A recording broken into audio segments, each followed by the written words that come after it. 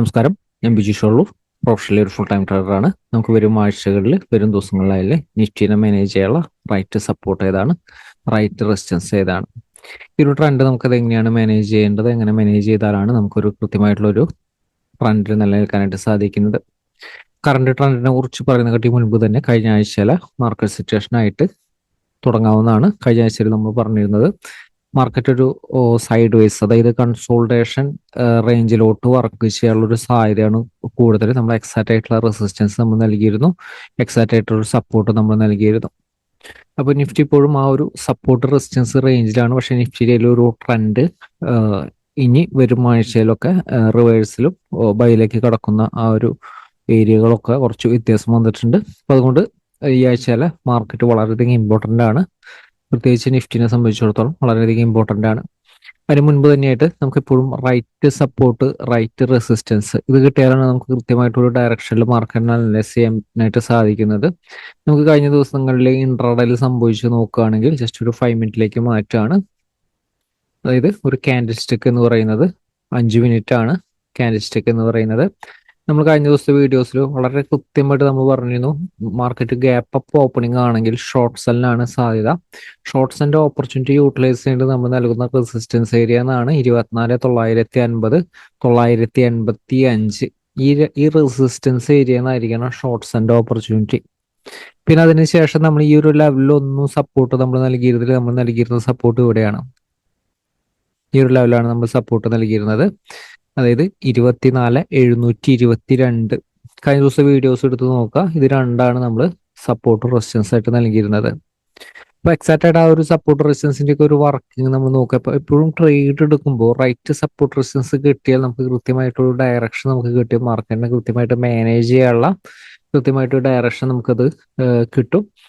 അപ്പോൾ വരും ദിവസങ്ങളിൽ നമുക്ക് നിഫ്റ്റിനെ സംബന്ധിച്ചിടത്തോളം നമുക്ക് ലോങ് ടൈം വ്യൂവിൽ നിഫ്റ്റിനെ നോക്കുകയാണെങ്കിൽ നിഫ്റ്റിയുടെ ഈ ഒരു കറണ്ട് ട്രെൻഡ് രണ്ട് സൈഡിലേക്കുള്ള ഒരു മൊമെന്റ് ആണ് കാണുന്നത്.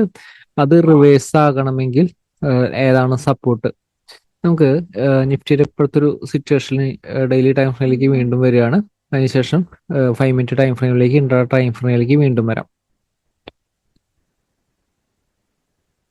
നിഫ്റ്റിയുടെ ആയാലും കറണ്ട് സിറ്റുവേഷൻ എന്ന് പറയുന്നത് ഈ ഒരു ഏരിയയിൽ നിന്നൊക്കെ നിഫ്റ്റി ബൗൺസ് ചെയ്യാൻ ശ്രമിച്ചുകൊണ്ടിരിക്കുകയാണെന്ന് നോക്കി കഴിഞ്ഞായിട്ട് കാണാനായിട്ട് സാധിക്കും. ഇപ്പോൾ വരും ദിവസങ്ങളിലായാലും നിഫ്റ്റിക്ക് സപ്പോർട്ട് ക്രിയേറ്റ് ചെയ്തിരിക്കുന്ന ഒരു ഏരിയ, ഈ ഒരു ഏരിയ ആണ് സപ്പോർട്ട് ക്രിയേറ്റ് ചെയ്തിരിക്കുന്നത്. അപ്പോൾ ഈ ഏരിയയിൽ ഞാൻ സപ്പോർട്ട് എടുക്കുന്നത് 24,675 ആണ്. ഇപ്പോൾ നിഫ്റ്റിയുടെ ആയാലും ലോവർ ലെവലിലേക്ക് നിഫ്റ്റി 24,675 താഴത്തേക്ക് ക്ലോസിംഗ് ലെവലില്, ഇത് ഡെയിലി ടൈം ഫ്രെയിം ആണ്, അതുകൊണ്ടാണ് ക്ലോസിംഗ് ലെവൽ പറയുന്നത്. ക്ലോസിംഗ് ലെവലിൽ ഇതിന്റെ താഴത്തേക്ക് നിലനിർത്തി കഴിഞ്ഞാൽ നിഫ്റ്റിയിലൊരു പ്രോഫിറ്റ് ബുക്കിങ്ങിനുള്ള ഒരു സാധ്യത, മാർക്കറ്റിന്റെ ഒരു റിവേഴ്സലിനുള്ള ഒരു സാധ്യത മാർക്കറ്റിൽ കാണുന്നുണ്ട്. അപ്പൊ ഈ ഒരു ഏരിയ നിഫ്റ്റിയിൽ വരും ആഴ്ചകളിൽ, വരും ദിവസങ്ങളിൽ നിഫ്റ്റിയുടെ ഇമ്പോർട്ടന്റ് സപ്പോർട്ടായിട്ട്, ക്ലോസിംഗ് ലെവലിലെ ഇമ്പോർട്ടന്റ് സപ്പോർട്ടായിട്ട് വർക്ക് ചെയ്യും.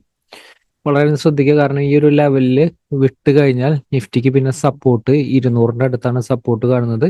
24,240, 200 ആ ഒരു റേഞ്ചിലാണ് ഇനി സപ്പോർട്ട് ഉള്ളൂ. അപ്പൊ അതുകൊണ്ട് തന്നെ ഈ ഒരു റേഞ്ച് വിട്ടാൽ നിഫ്റ്റി ചിലപ്പോൾ ഒരു സഡൻ ആയിട്ടായിരിക്കും ആ ഒരു പ്രോഫിറ്റ് ബുക്കിംഗ് വരുന്നത്.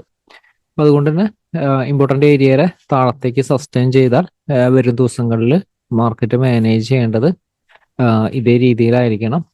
മാർക്കറ്റിന്റെ ഒരു ട്രെൻഡ് ഇതേ രീതിയിൽ കണ്ടുകൊണ്ടായിരിക്കണം മാനേജ് ചെയ്യേണ്ടത്.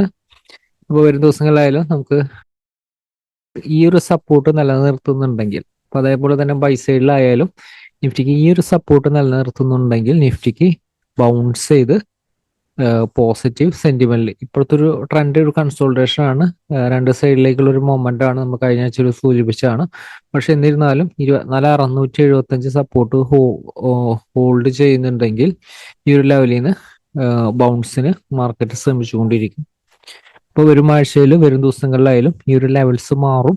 ഓരോ മാർക്കറ്റ് സിറ്റുവേഷൻ അനുസരിച്ച്, ഓരോ മാർക്കറ്റിന്റെ ക്ലോസിംഗ് അനുസരിച്ച് ഈ ലെവൽസ് മാറും. പക്ഷെ മാറുന്നതിനനുസരിച്ച് നമ്മൾ അതിന്റെ ഒരു കൃത്യമായിട്ടുള്ള ലെവൽസ് നമ്മൾ അപ്ഡേറ്റ് ചെയ്യുന്നതായിരിക്കും. ഇപ്പോൾ വരും ദിവസങ്ങളിലായിരിക്കും ഈ സപ്പോർട്ട് റെസിസ്റ്റൻസ് വളരെയധികം ഇമ്പോർട്ടന്റ് ആണ്.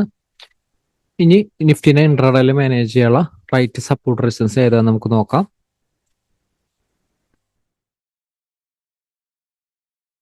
നിഫ്റ്റിയുടെ 5 മിനിറ്റ് ടൈം ഫ്രെയിം ആണ്. നമുക്ക് നിഫ്റ്റിനെ 5 മിനിറ്റ് ടൈം ഫ്രെയിമിൽ മാനേജ് ചെയ്യാനുള്ള റൈറ്റ് സപ്പോർട്ട് റെസിസ്റ്റൻസ് ഏതാ നമുക്ക് നോക്കാം.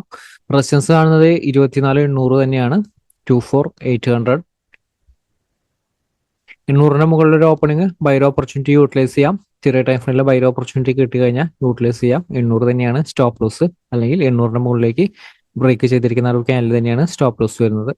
റെസിസ്റ്റൻസ് 24,885 ആണ് വരുന്നത്. കഴിഞ്ഞ ദിവസം നൽകിയിരിക്കുന്ന അതേ സെയിം റെസിസ്റ്റൻസ് തന്നെയാണ് വരുന്നത്. 885ന്റെ മുകളിലേക്ക് ഒരു ക്യാൻഡിൽ ക്ലോസ് ചെയ്താൽ ആ ക്യാൻഡിൽ സ്റ്റോപ്പ് ലോസ് പ്ലേസ് ചെയ്തുകൊണ്ട് ബൈർ ഓപ്പർച്യൂണിറ്റി യൂട്ടിലൈസ് ചെയ്യാം. പക്ഷെ ഇതൊരു പ്രത്യേകമായിട്ടുള്ളൊരു റേഞ്ചാണ്. 950 തൊട്ടടുത്ത് നിലനിൽക്കുന്ന റേഞ്ചാണ്. ക്വിക്ക് പ്രോഫിറ്റ് ഈ ഒരു ലെവലിൽ നിന്ന് നടത്തുന്നത് സേഫ് ആയിരിക്കും. 24,945 24,945. അപ്പോൾ നിഫ്റ്റി ഓപ്പൺ ചെയ്യുന്നത് ഇൻ കേസ് വലിയൊരു ഗ്യാപ്പ് അപ്പ് ഓപ്പണിംഗ് ആണ്. ഈ ഒരു സപ്പോർട്ട് റെസിസ്റ്റൻസ് റേഞ്ചിന്റെ ഇടയിലാണ്. 24,885 താഴെ നിലനിർത്തിയ ഷോർട്ട്സിന്റെ ഓപ്പർച്യൂണിറ്റി യൂട്ടിലൈസ് ചെയ്യാം. അല്ലെങ്കിൽ വലിയൊരു ഗ്യാപ്പ് അപ്പ് ഓപ്പണിംഗ് ആണ്, റെസിസ്റ്റൻസിന്റെ താഴെയാണ്, ഷോർട്ട്സിന്റെ ഓപ്പർച്യൂണിറ്റിക്ക് മാത്രം കൂടുതൽ ഇമ്പോർട്ടൻസ് നൽകുക. ചെറിയ ടൈം ഫ്രെയിമിന്റെ ലോ ബ്രേക്ക് ചെയ്താൽ ഷോർട്ട്സിന്റെ ഓപ്പർച്യൂണിറ്റി യൂട്ടിലൈസ് ചെയ്യാം. 24,800 കൂടി ബ്രേക്ക് ചെയ്താൽ വീക്ക്നെസ് ആണ്, കൂടുതൽ സാധ്യതയാണ് താഴത്തേക്ക്. നിഫ്റ്റി ഓപ്പൺ ചെയ്യുന്നത് ഗ്യാപ്പ് അപ്പ് ഓപ്പണിംഗ് ആണ്. 24,800ന്റെ താഴെയാണ്. ചെറിയ ടൈം ഫ്രെയിമിന്റെ ലോ ബ്രേക്ക് ചെയ്താൽ ഷോർട്ട്സിന്റെ ഓപ്പർച്യൂണിറ്റി യൂട്ടിലൈസ് ചെയ്യാം. ബൈ യൂട്ടിലൈസ് ചെയ്യാം. 24,800ന്റെ മുകളിലേക്ക് ഒരു ക്യാൻഡിൽ ക്ലോസ് ചെയ്യണം. അതിനുശേഷം buyer opportunity same candle stop loss place ചെയ്തുകൊണ്ട് ബൈർ ഓപ്പർച്യൂണിറ്റി യൂട്ടിലൈസ് ചെയ്യാം. ഇതിന് താഴെ സപ്പോർട്ട് കാണുന്നത് 24,690 ആണ്. ലോവർ ലെവലിൽ സപ്പോർട്ട് കാണുന്നത്. ഈ ഒരു ലെവലിൽ ഷോർട്ട്സിന്റെ ഓപ്പർച്യൂണിറ്റി യൂട്ടിലൈസ് ചെയ്യാൻ പ്രത്യേകം ശ്രദ്ധിക്കുക. 10 പോയിന്റ് ഡിഫറൻസിൽ 10 പോയിന്റ് താഴെ ഷോർട്ട്സിന്റെ ഓപ്പർച്യൂണിറ്റി, അതായത് 650ന്റെ താഴെ നിലനിർത്തി കഴിഞ്ഞാൽ ഒരു ക്യാൻഡിൽ നിലനിർത്തി കഴിഞ്ഞാൽ ഷോർട്ട്സിന്റെ ഓപ്പർച്യൂണിറ്റി യൂട്ടിലൈസ് ചെയ്യാം. നിഫ്റ്റി ഓപ്പൺ ചെയ്യുന്ന ഗ്യാപ് ഡൗൺ ഓപ്പണിംഗ് ആണ്. 24,690, അതായത് 700ന്റെ താഴെയാണ്. ഈ ഒരു ലെവലിന്റെ ലോ ബ്രേക്ക് ചെയ്താൽ, ചെറിയ ടൈമിന്റെ ലോ ബ്രേക്ക് ചെയ്താൽ ഷോർട്ട്സിന്റെ ഓപ്പർച്യൂണിറ്റി യൂട്ടിലൈസ് ചെയ്യാം. ഇമ്മീഡിയറ്റ് ആയിട്ടുള്ള സപ്പോർട്ട് കാണുന്നത് 24,600ന്റെ തൊട്ട് താഴെയാണ്. 24,590 ആണ് ഇവിടെ സപ്പോർട്ടായിട്ട് എടുത്തിരിക്കുന്നത്. അതിനുശേഷം സപ്പോർട്ട് 530, 500. ഈ ഒരു ലെവല് ബൈർ ഓപ്പർച്യൂണിറ്റി യൂട്ടിലൈസ് ചെയ്യുമ്പോൾ 530ന്റെ താഴത്തേക്ക് പോയാലും മെയിൻ സപ്പോർട്ട് 500 ആണ് വരുന്നത്.